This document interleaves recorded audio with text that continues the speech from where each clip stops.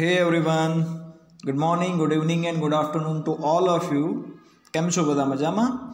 I hope all are doing well. આશા રાખું છું કે તમે બધા સ્વસ્થ અને હેલ્ધી હશો. સો હવે આપણે સેમિસ્ટર નંબર 1 પૂરું કર્યું અને આગળ વધી રહ્યા છીએ સેમિસ્ટર નંબર 2 તરફ. અને જેમ મેં તમને બધાને સેમિસ્ટર 1ની અંદર પણ ઇન્ફોર્મ કર્યું હતું કે દરેક સેમિસ્ટરમાં ઇકોનોમિક સબ્જેક્ટની અંદર તમને કમ્પલસરી 4 યુનિટ આપવામાં આવશે. તો આ સેમિસ્ટરમાં પણ તમને ફરીથી 4 યુનિટ આપવામાં આવેલા છે. ઓકે, અને આ જે 4 યુનિટ છે એ ઓલ 4 યુનિટ કમ્પલસરી છે જો તમારી એક્ઝામ 70 માર્ક્સની થશે તો. But as you all know, પરંતુ તમને બધાને ખબર છે કે ડ્યુ ટુ કોરોનાના કારણે તમારો હાલમાં સિલેબસ એવો છે કે જેની અંદર તમને કહેવામાં આવેલું છે કે 50% સિલેબસ આવશે. ઓકે, બટ આપણે પણ ભણવાના છીએ સિલેબસ અકોર્ડિંગ બધી જ વસ્તુઓ. અને બધી જ વસ્તુ એટલે કે આપણે 50% સિલેબસને ધ્યાનમાં નથી લેવાનો. હું તમને ઓલ 4 યુનિટની અંદર જે આઈએમપી ક્વેશ્ચન્સ છે એ ભણાવવાનો છું. ઓકે, સો આજના લેક્ચરની અંદર આપણે ચાલુ કરીશું યુનિટ નંબર 1 અને એની અંદરનો ક્વેશ્ચન નંબર 1. ઓકે, સો તમારી સામે તમે જોઈ શકો છો બીકોમ સેમ 2 બિગિનિંગ થાય છે અર્થશાસ્ત્રના સિદ્ધાંતો. અને ચાલુ કરું એના પહેલાં તમને બધાને ઇન્ફોર્મ કરી નાખું કે બધાએ કમ્પલસરી ઇકોનોમિક્સની જે બુક છે એ કુમાર પ્રકાશનની પરચેસ કરવાની છે. કયા પ્રકાશનની? કુમાર પ્રકાશનની ખરીદવાની છે. અને એ કુમાર પ્રકાશનની અંદર પણ ખાસ તમારે ધ્યાન રાખવાનું કે જે એડિશન છે એ લેટેસ્ટ હોવું જોઈએ. એટલે કે તમારી જે ચોપડી છે એ તમે જૂનામાં ન લાવતા, નવી જે લેટેસ્ટ એડિશનવાળી ચોપડી છે એ પરચેસ કરજો. માર્કેટમાં તમને 2020-21 વાળી પણ અવેલેબલ મળશે, અને જો નવી આવી હશે તો 2021-22 વાળી પણ અવેલેબલ જોવા મળશે. સો જો તમને 21-22 વાળી મળે છે તો એ પરચેસ કરજો, અથવા 2020-21 વાળી પણ હશે તો પણ ચાલશે, કારણ કે એની અંદર તમને MCQs વધારાના એડ કરીને પણ આપવામાં આવેલા હોઈ શકે છે. ઓકે, સો હવે આપણે ટાઈમ વગાડીશું નહીં, ચાલુ કરીએ આપણે ચેપ્ટર નંબર 1. તમારી સામે છે, તમે જોઈ શકો છો આવક અને ખર્ચના ખ્યાલો. ઓકે, આવું તમારી બુકની અંદર આપવામાં આવેલું છે. હવે આ વખતે મેં એવું કર્યું છે કે જે બુક છે એના ફોટોસ પાડીને એની જે પીપીટી છે એ બનાવીને તમને અહીંયા અમે સમજાવવાનો પ્રયત્ન કરેલો છે. સો તમે ટ્રાય કરજો કે જ્યારે પણ તમે વિડીયો જોવો છો ત્યારે એની જે ક્વોલિટી હોય છે એને વધારે હાઈ રાખજો. એની ક્વોલિટી કેવી રાખજો? હાઈ રાખજો. એટલે કે HD ક્વોલિટી રાખશો તો તમને જે સ્ક્રીન ઉપર અમુક વસ્તુઓ છે એ ક્લિયર જોવા મળશે, અધરવાઇઝ એ વસ્તુ બ્લર થઈ જશે. ઓકે, સો જો ચોપડી હોય તો ચોપડી પાસે રાખીને તમે સાંભળશો તો પણ તમને ક્લિયર થઈ જશે, અથવા ફક્ત વિડીયો જોશો તો પણ તમને ટોપિક ક્લિયર થઈ જશે.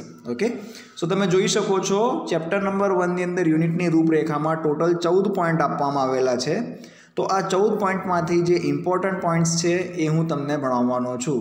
સો આજના લેક્ચરની અંદર આપણે જોઈશું પોઈન્ટ નંબર 1, 2 અને 3. પોઈન્ટ નંબર 1, 2 અને 3 આપણે જોવાના છીએ: સ્થિર ખર્ચ, અસ્થિર ખર્ચ અને કુલ ખર્ચ.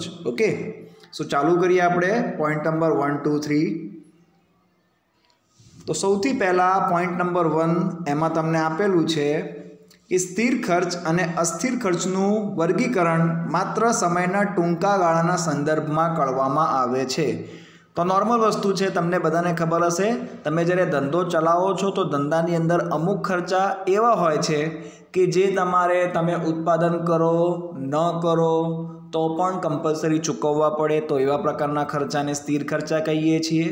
અને એવા પણ ખર્ચા હોય છે કે જેમાં ઉત્પાદન વધારવાથી ખર્ચો વધી જાય, ઉત્પાદન ઘટાડવાથી ખર્ચો ઘટી જાય, તો એને આપણે અસ્થિર ખર્ચા કહીએ છીએ.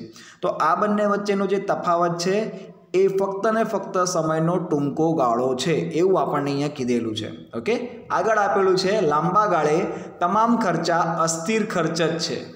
સમયનો ટૂંકો ગાળો એટલે કે એવો ગાળો કે જેમાં પેઢીના કદમાં ફેરફાર કરી શકાતો નથી. આપણને બધાને ખબર છે કે ટૂંકા ગાળાની અંદર તમે કોઈ પણ કંપનીને એકદમ અચાનક જ મોટી એવી કંપનીમાં કન્વર્ટ કરી શકતા નથી, પરંતુ તેની સ્થાપિત ઉત્પાદન શક્તિનો ઉપયોગ કરીને ઉત્પાદનને આપણે શું કરી શકીએ છીએ? વધારી શકીએ છીએ. જ્યારે લાંબો ગાળો એવો ગાળો છે કે જેમાં ઉત્પાદન દ્વારા એકમના કદમાં શું થઈ શકે છે? વધઘટ થઈ શકે છે. એટલે કે તમારો જે ધંધો છે એની અંદર તમે શું કરી શકો છો? સમયના અકોર્ડિંગ ધ્યાનમાં રાખીને વધારો કે ઘટાડો પણ કરી શકો છો. સમયના ટૂંકા ગાળામાં પ્લાન્ટ, યંત્ર સામગ્રી વગેરે સ્થિર સાધનો છે, પરંતુ કાચો માલ સામાન, શ્રમિકો, વીજળી વગેરેના પ્રમાણમાં શું થઈ શકે છે? અમુક અંશે વધઘટ થઈ શકે છે. તો આટલો આપણને હિસ્સો આપેલો છે પ્રસ્તાવનાની અંદર.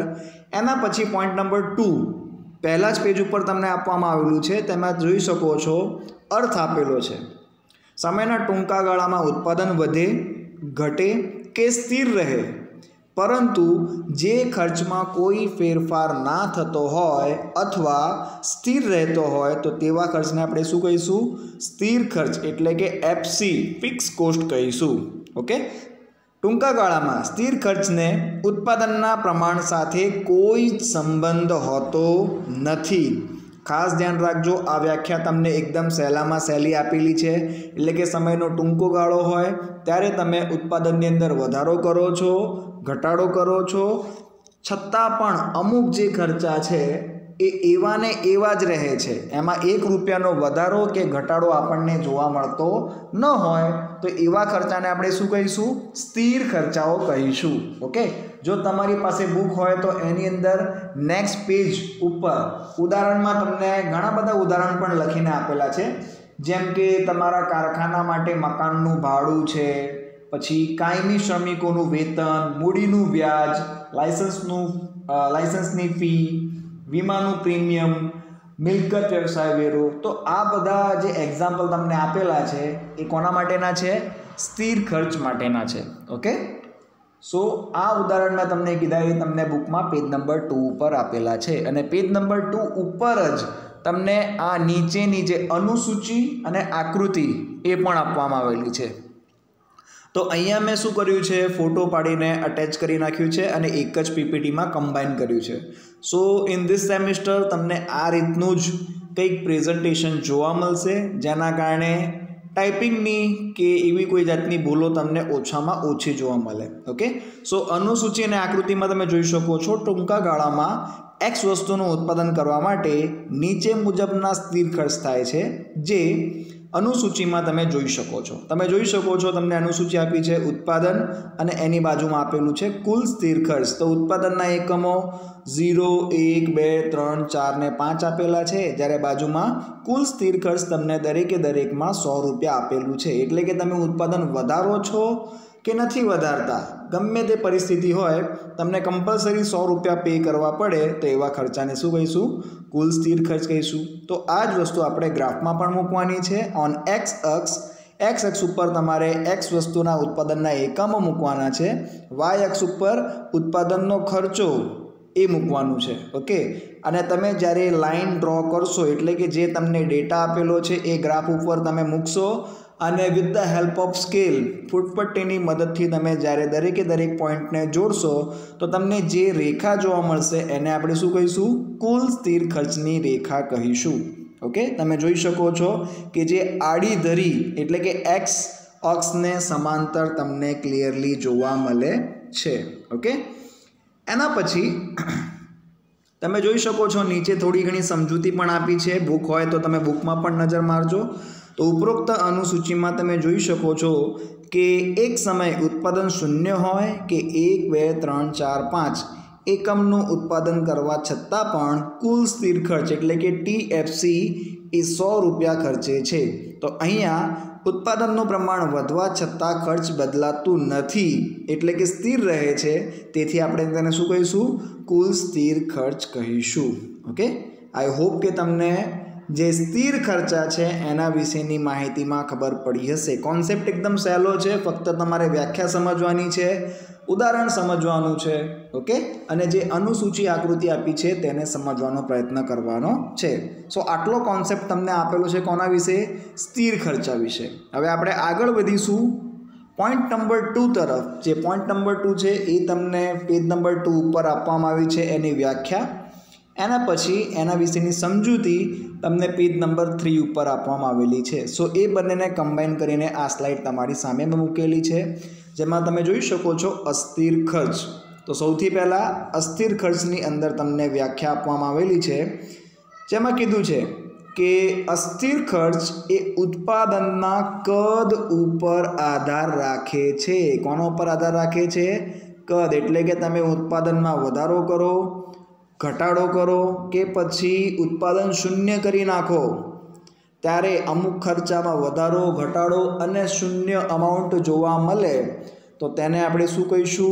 कम्पलसरी अस्थिर खर्च कहीशुं। ओके, तमने आगळ आपवामां पण आवेलुं छे के सामान्य रीते जे खर्च उत्पादन वधारता वधे, उत्पादन घटाडता घटे अने उत्पादन बंध करता शून्य थई जाय ते खर्चने अस्थिर खर्च एटले के वीसी, तो वीसी नुं फूल फॉर्म छे वेरिएबल कोस्ट कहेवामां आवे छे।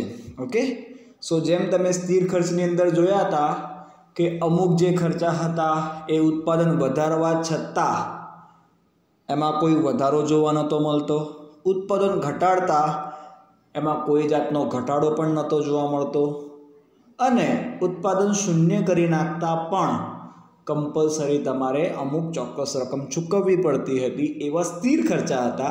परंतु ज्यारे आपणे वात अस्थिर खर्चानी करीए छीए त्यारे उत्पादन वधशे तो कम्पलसरी खर्चा वधशे, उत्पादन घटशे तो कम्पलसरी खर्चा घटशे अने ज्यारे तमारुं उत्पादन शून्य थई जशे त्यारे कम्पलसरी तमारो जे खर्चो छे ए पण शून्य थई जशे। तो एवा प्रकारना खर्चाने आपणे शुं कहीशुं?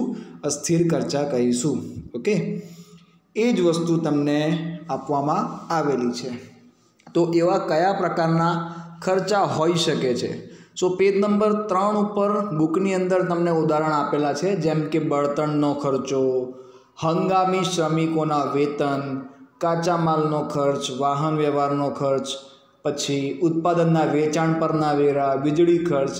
तो आ बधा खर्चा एवा छे के जे तमारा वपराश अने उत्पादनना वधारा घटाड़ा साथे वधे छे अने घटे छे, एटला माटे एने अस्थिर खर्च कहेवामां आवे छे। तमे जोई शको छो पेज नंबर 3 पर चोपड़ीमां अने स्क्रीन पर आपेली छे अनुसूची अने आकृति। तो अनुसूचीमां तमे जोई शको छो के उत्पादन 0 थी लईने 5 करवामां आवे छे, तो 0 1 2 3 4 5 आपेलुं छे अने कुल अस्थिर खर्चमां तमे जोई शको छो जेम जेम तमे उत्पादन वधारो छो तेम तेम कुल अस्थिर खर्चमां पण शुं थई रह्यो छे? वधारो थई रह्यो छे। तो आवा प्रकारना खर्चाने आपणे शुं कहीशुं? अस्थिर खर्च कहीशुं। आ ज माहिती तमे ज्यारे ग्राफ पर मूकशो अने फूटपट्टीनी मददथी ज्यारे तमे दरेके दरेक पॉइंटने जोड़शो तो तमने आवी ज रेखाओ जोवा मळशे जे तमारी स्क्रीन पर ग्राफमां दर्शाववामां आवेली छे। ओके, जेने तमे धन ढाळवाળી रेखा पण कही शको छो। केवी रेखा? धन ढाळवाળી रेखा। ओके, बुकमां नीचे तमने थोड़ी घणी समजूती पण आपी छे, ए पण जोई लईए। तो उपरोक्त अनुसूचीमां जोई शकाय छे के ज्यारे उत्पादन शून्य होय छे त्यारे कुल अस्थिर खर्च पण शून्य होय छे, परंतु जेम उत्पादन वधारीए तेम कुल अस्थिर खर्च वधे छे। 1 एकमनुं 100 रुपया, 2 एकमे 160, 3 एकम 210, 4 एकमनुं 360, 5 एकमनुं 600 रुपया। हवे तमे जोशो तो बुकमां अहींया तमने खास ध्यान आपवा कहूं छुं, अहींया लखेलुं छे 500 रुपया, बट अहींया तमे ज्यारे उपर ध्यानथी जोशो तो अहींया जे तमने आपेलुं छे ए 5 एकम माटे 600 रुपया आपेलुं छे। तो घणी जग्याए एवी तमने शुं जोवा मळशे? प्रिंटिंग मिस्टेक जोवा मळशे। तो खास तमारे लोकोए ध्यान आपवानुं छे के अहींया जे तमने फरी एकवार हाइलाइट करीने बतावुं छुं, अहींया जे 500 रुपया आपेला छे ए एक्चुअलमां 500 रुपया नथी, बट ए एक्चुअलमां 600 रुपया एम आवशे। ओके, तो खास ध्यान आपजो, त्यां 600 रुपया बुकमां तमे सुधारी नाखजो। ओके, आगळ आपेलुं छे, पहेला तमने हटावी नाखो अहींथी। ओके, सो आगळ आपेलुं छे के जे ABCDE बिंदुओ दर्शावे छे। शरूआतमां अस्थिर खर्च ए घटता दरे वधे छे। घटता दरे एटले के धीमे धीमे वधे छे, बट પછી આગળ આપેલું છે શરૂઆતમાં ઘટતા ખર્ચનો અને ઇષ્ટ તબક્કા બાદ એટલે કે એક અમુક હદે પહોંચી ગયા બાદ તે વધતા ખર્ચનો નિયમ લાગુ પડવાથી આ સ્થિતિ સર્જાય છે. આપણા ઉદાહરણમાં એ 3 એકમ સુધી ઘટતા દરે વધી રહ્યો છે. એટલે તમે જોશો કે આ જે તમને રેખા આપી છે એમાં જે વધવાનો દર અહીંયા સુધીનો છે એનો જે દર છે એ ઓછો છે, એની સ્પીડ ઓછી છે, પરંતુ જ્યારે એ સી આગળ વધે છે ડી અને ઈ તરફ ત્યારે એની સ્પીડ અચાનક જ વધી જાય છે. એટલે આપ્યું છે આપણને અને 4 એકમથી વધતા એ અસ્થિર ખર્ચ તો રહી રહ્યો છે, ઝડપથી વધી રહેલો છે. તો આવા પ્રકારના ખર્ચાને આપણે શું કહીશું? અસ્થિર ખર્ચ કહીશું. Okay, so this is all about the અસ્થિર ખર્ચા. આટલી વસ્તુ તમને અસ્થિર ખર્ચા વિશે આપવામાં આવેલી છે. ઓકે, સો સ્થિર ખર્ચા અને અસ્થિર ખર્ચા બંનેનો કોન્સેપ્ટ મેં તમને સમજાવ્યો. હવે આપણે આગળ વધીશું પોઈન્ટ નંબર 3 તરફ. જે પોઈન્ટ નંબર 3 છે એનું નામ છે કુલ ખર્ચ. તો કુલ ખર્ચ એ શું છે? કુલ ખર્ચ એ કશું જ નહીં પરંતુ સ્થિર ખર્ચા અને અસ્થિર ખર્ચના સરવાળાને કુલ ખર્ચ તરીકે ઓળખવામાં આવે છે.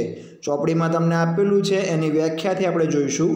તો અર્થમાં આપેલું છે વસ્તુના કુલ સ્થિર ખર્ચ એટલે કે ટીએફસી અને કુલ અસ્થિર ખર્ચ એટલે કે ટીવીસીનો સરવાળો કરવાથી જે ખર્ચ જાણી શકાય છે તેને આપણે શું કહીશું? આપણે એને કહીશું કુલ ખર્ચ. ઓકે, ઉત્પાદનના પ્રમાણમાં અને કુલ ખર્ચ વચ્ચે સીધો સંબંધ જોવા મળે છે. જેમ ઉત્પાદન વધશે તેમ કુલ ખર્ચ પણ વધતું જાય છે. તો સૂત્ર સ્વરૂપે જો આપણે આને જોવું હોય તો એની સૂત્ર શું બનશે? એની ફોર્મ્યુલા શું બનશે? તો કુલ ખર્ચ બરાબર કુલ અસ્થિર ખર્ચ અને કુલ સ્થિર ખર્ચ, અથવા તમે કુલ સ્થિર ખર્ચ અને કુલ અસ્થિર ખર્ચ પણ કહી શકો છો. જે તમને અહીંયા બોલ્ડ લાઇનમાં હું દર્શાવવા માગું છું, આ તમારે વ્યાખ્યા કમ્પલસરી યાદ કરવાની છે. કેમ? કારણ કે એમસીક્યુઝની અંદર તમને ઘણી વખતે આ વસ્તુ પૂછવામાં આવે છે. જે હાઇલાઇટ કરું છું એ તમારા માટે છે, કારણ કે એક્ઝામમાં આ વસ્તુ પૂછાતી હોય છે વારંવાર એમસીક્યુઝની અંદર. ઓકે, પછી નીચે તમને આપી છે અનુસૂચિ અને આકૃતિ. તો અનુસૂચિમાં કીધું છે એક્સ વસ્તુનું ઉત્પાદન કરતા નીચે મુજબ કુલ સ્થિર ખર્ચ અને કુલ અસ્થિર ખર્ચનો સરવાળો, જેને સરવાળો કરવાથી કુલ ખર્ચ નીચે મુજબ જોવા મળે છે. હવે તમે જોઈ શકો છો તમને 4 ખાના આપવામાં આવેલા છે. ઉત્પાદનનું પ્રમાણ 0 થી લઈને 5 સુધી. કુલ સ્થિર ખર્ચા જે તમે આગળ જોયા એ જ રકમ આપેલી છે, 100 છે દરેકની અંદર. એવી જ રીતે કુલ અસ્થિર ખર્ચની અંદર પણ તમને જે આગળ ડેટા આપવામાં આવેલો હતો 0, 100, 160, 210, 360 અને 600 એ જ રકમ આપવામાં આવી છે. અને છેલ્લી એક કોલમ જે છે એ નવી એડ થાય છે જેનું નામ છે કુલ ખર્ચ. તો કુલ ખર્ચ એ કશું જ નથી પરંતુ કુલ સ્થિર ખર્ચ અને કુલ અસ્થિર ખર્ચ એ બંનેનો સરવાળો છે. ઓકે, સો આ વસ્તુ તમને અહીંયા આપવામાં આવી છે. અને આ જે તમારો ડેટા છે એટલે કે આ ડેટામાંથી સૌથી પહેલાં ખાસ યાદ રાખજો, જેના ઉપર સર્કલ કરું છું એ બંને એટલે કે આ ખાનું અને આ ખાનું એ તમારે ક્યાં દર્શાવવાનું છે? ગ્રાફ ઉપર દર્શાવવાનું છે. ઓકે, તો તમે જોશો નીચે તમને ગ્રાફ પણ આપેલો છે, બુકમાં પણ તમે જોશો તો તમને ગ્રાફ આપેલો છે. એક્સ અક્ષ ઉપર ઉત્પાદનના એકમો, વાય અક્ષ ઉપર તમને ખર્ચ આપેલો છે. તમે ક્લિયરલી જોઈ શકો છો કે આની અંદર તમને 3 જુદા જુદા પ્રકારની રેખાઓ આપવામાં આવેલી છે. જે તમે પહેલો ગ્રાફ જોયો સ્થિર ખર્ચવાળો એ આ છે. ઓકે, એના પછી બીજા નંબરનો ગ્રાફ જોયો તમે કુલ અસ્થિર ખર્ચની રેખાવાળો, તો એ આ છે. ઓકે, અને ત્રીજું જે તમે અત્યારે ઉપર ડેટા જુઓ છો કુલ ખર્ચવાળી એ રેખા આ છે. ઓકે, સો તમે ક્લિયરલી જોઈ શકો છો કે પહેલો અને બીજો ગ્રાફ ભેગો કર્યો છે અને એના ઉપરથી આપણને ત્રીજા નંબરનો ગ્રાફ પણ દર્શાવવામાં આવેલો છે. આ પહેલા નંબરનો છે, આ બીજા નંબરનો છે અને આ ત્રીજા નંબરનો ગ્રાફ છે. તો તમે ડિફરન્સ ક્લિયરલી જોઈ શકો છો કે જે ત્રીજું ખર્ચની રેખા છે એટલે કુલ ખર્ચની રેખા છે એ તમને કુલ અસ્થિર ખર્ચની રેખા જેવી જ જોવા મળે છે. બટ અહીંયા તફાવત શું છે ખાસ ધ્યાન આપજો. કુલ અસ્થિર ખર્ચની રેખા એની શરૂઆત થાય છે 0થી. ક્યાંથી શરૂઆત થાય છે? 0થી. જ્યારે કુલ ખર્ચની રેખાની શરૂઆત થાય છે 100 થી। ક્યાંથી ચાલુ થાય છે? 100 થી। હવે જે 100 થી ચાલુ થાય છે એનું મેઇન કારણ શું? કારણ કે કુલ ખર્ચની અંદર તમને સ્થિર ખર્ચની રકમ પણ જોવા મળે છે અને સ્થિર ખર્ચની રકમ તમને આપવામાં આવી છે 100 રૂપિયા। ઓકે, એટલા માટે તમે જ્યારે ધ્યાનથી જોશો તો તમને ખબર પડશે કે કુલ ખર્ચની રેખા અને કુલ અસ્થિર ખર્ચની રેખા બંને વચ્ચે તફાવત જે છે એ ફક્ત ને ફક્ત કુલ સ્થિર ખર્ચનો તફાવત છે, જે છે 100 રૂપિયા। એટલા માટે એની જે રેખા છે એ એક્ઝેક્ટલી કુલ અસ્થિર ખર્ચની રેખાની ઉપર તમને જોવા મળે છે। ઓકે, આઈ હોપ કે તમને આ વસ્તુ ખબર પડી ગઈ હશે। આ જ વસ્તુ તમને પેજ નંબર 5 ઉપર સમજાવવામાં આવેલી છે। એના પછી અગત્યની વસ્તુ તમને સામે મૂકું છું। ઓકે, તો આ જે છે એ અગત્યની વસ્તુ છે, પેજ નંબર 5 ઉપર તમને આપવામાં આવેલી છે, જેમાં કીધું છે કે ઉપરોક્ત આકૃતિના અભ્યાસમાંથી નીચેના તારણો કાઢી શકાય છે। એમાં પહેલું તારણ છે ઉત્પાદન શૂન્ય હોય તો પણ કુલ સ્થિર ખર્ચ 100 રહે છે। એ તો આપણે જોયું કે સ્થિર ખર્ચો કમ્પલસરી 100 રૂપિયા ચૂકવવો પડશે। એના પછી નંબર 2, ઉત્પાદન શૂન્ય હોય તો પણ કુલ અસ્થિર ખર્ચ 100 રૂપિયા રહે છે। હવે અહીંયા અસ્થિર ખર્ચની વાત કરવામાં આવી છે, તો ઉત્પાદન તમે શૂન્ય કરી નાખશો તો પણ કુલ અસ્થિર ખર્ચ જે છે એ કેટલો થઈ જાય છે? 100 રૂપિયા થઈ જાય છે। બટ અહીંયા થોડું કન્ફ્યુઝન છે, એક વસ્તુ યાદ રાખજો। અહીંયા જે તમને સેકન્ડ નંબરનો પોઈન્ટ આપેલો છે એ એકચ્યુઅલી 100 રૂપિયા છે એવું માનવામાં આવશે નહીં। અહીંયા એક વસ્તુ ખોટી છપાયેલી છે, જે તમે જુઓ છો અહીંયા કુલ અસ્થિર ખર્ચ રૂપિયા 100 આપેલા છે, એ જો તમે ઉત્પાદન શૂન્ય કરશો તો અસ્થિર ખર્ચા પણ કેવા થઈ જાય છે? 0 રૂપિયા જ થઈ જાય છે। એની અંદર કોઈ પણ જાતનો વધારો થતો નથી। એટલે અહીંયા જે તમને આપવામાં આવેલી છે રકમ, એ વસ્તુ એક્ઝેક્ટલી પ્રિન્ટિંગ મિસ્ટેક છે, એ ખોટું છે। એટલે ખાસ ધ્યાન રાખજો, અહીંયા 100 રૂપિયા એવું આવશે નહીં, અહીંયા આવશે 0 રૂપિયા। કેટલા રૂપિયા આવશે? 0 રૂપિયા થઈ જાય છે। કારણ કે અસ્થિર ખર્ચ એવા પ્રકારનો ખર્ચો છે કે જ્યારે તમે ઉત્પાદન શૂન્ય કરી નાખશો તો એના ખર્ચામાં પણ તમને 0 જોવા મળશે। ઓકે, સો અમુક જગ્યાએ પ્રિન્ટિંગ મિસ્ટેક છે, તમે ખાસ ધ્યાન આપજો। ઓકે, પોઈન્ટ નંબર 3, ઉત્પાદન શૂન્ય હોય તો પણ કુલ ખર્ચ 100 રહે છે। હવે કેમ 100 રહે છે? કારણ કે સ્થિર ખર્ચા 100, અસ્થિર ખર્ચા 0, તો બંનેનો સરવાળો કરીને આપણને શું મળે છે? કુલ ખર્ચ મળે છે। તો 0 + 100 = 100, એટલા માટે આપણને કુલ ખર્ચ 100 જોવા મળશે। એટલે કે કુલ અસ્થિર ખર્ચ 0 હોવાથી કુલ સ્થિર ખર્ચ AO 100 અને કુલ ખર્ચ AO 100 રહેતું હોય છે। ઓકે, નંબર 4 માં આપેલું છે આપણને ઉત્પાદન OQ1 થાય ત્યારે કુલ સ્થિર ખર્ચ CQ1 અને કુલ અસ્થિર ખર્ચ DC અને તે બંનેના સરવાળાથી પ્રાપ્ત થતો કુલ ખર્ચ એ DQ1 થાય છે। તો આના માટે તમે બાજુમાં જ્યારે હું વાંચું છું ત્યારે ગ્રાફ ઉપર નજર મારજો, રેખાઓ ધ્યાનમાં લેજો, તો તમને ઓટોમેટિકલી ખબર પડી જશે। એના પછી પોઈન્ટ નંબર 5 માં આપેલું છે ઉત્પાદનના ત્રીજા એકમે ઇષ્ટ તબક્કો આવે છે। કયા એકમે? ત્રીજા એકમે। કેમ? કારણ કે 0 થી લઈને 3 સુધી જે વધારો હતો એની ઝડપ ઓછી હતી, પરંતુ 3 પછી જે દર છે એમાં શું થઈ રહ્યો છે? અચાનક જ વધારો થાય છે। આપવામાં આવેલું છે ત્યારે કુલ ખર્ચ FQ2 છે, જેમાં GQ2 જેટલું TFC એટલે કે કુલ સ્થિર ખર્ચ છે અને FG જેટલું કુલ અસ્થિર ખર્ચ એટલે કે TVC આપવામાં આવેલું છે। ઓકે, અને સૌથી છેલ્લે તમને આપવામાં આવેલું છે આકૃતિમાં DC વચ્ચેનું અંતર અને FE વચ્ચેનું અંતર કેવું હોય છે? સમાન હોય છે। DC અને FE, તો આ DC અને FE એ શું છે?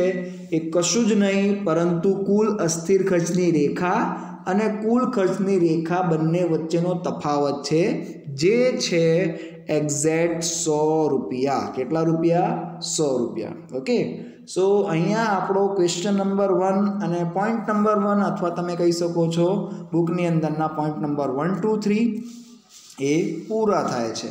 સ્ટીલ હવે જે મેં તમને ભણાવ્યું એમાં કોઈને કોઈ ડાઉટ, ક્વેશ્ચન, ક્વેરી હોય તો કમેન્ટ બોક્સમાં તમે કમેન્ટ કરીને મને જણાવી પણ શકો છો. જેટલા જલ્દી પોસિબલ હશે એટલા જલ્દી હું તમને રિપ્લાય પણ આપવાનો પ્રયત્ન કરીશ. મળીએ આવતા લેક્ચરની અંદર, જેની અંદર આપણે બીજા 3 પોઈન્ટ ભણીશું, જેનું નામ છે સરેરાશ સ્થિર ખર્ચ, સરેરાશ અસ્થિર ખર્ચ અને સરેરાશ ખર્ચની રેખા. પોઈન્ટ નંબર 5, 6, 7 જે તમને બુકમાં આપવામાં આવેલો છે એ આપણે જોઈશું નેક્સ્ટ લેક્ચરમાં. ઓકે, સો મળીએ in the next lecture. Till then, bye bye and take care everyone. Have a nice day.